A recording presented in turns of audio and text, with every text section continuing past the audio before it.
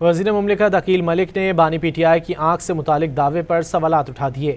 سماجی رابطے کی ویب سائٹ پر اپنے پیغام میں انہوں نے کہا کہ بانی کی بینائی پر واویلا کرنے والے کئی ماہ جیل میں ان سے ملاقاتیں کرتے رہے لیکن کبھی کوئی اعتراض سامنے نہیں آیا۔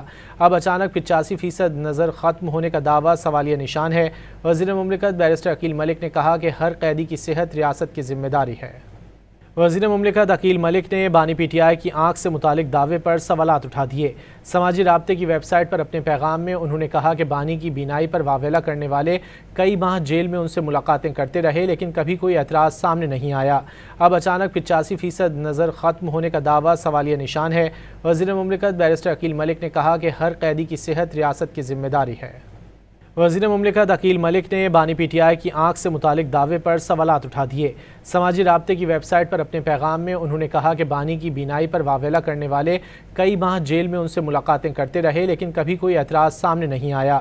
اب اچانک 85% نظر ختم ہونے کا دعویٰ سوالیہ نشان ہے۔ وزیر مملکت بیرسٹر عقیل ملک نے کہا کہ ہر قیدی کی صحت ریاست کی ذمہ داری ہے۔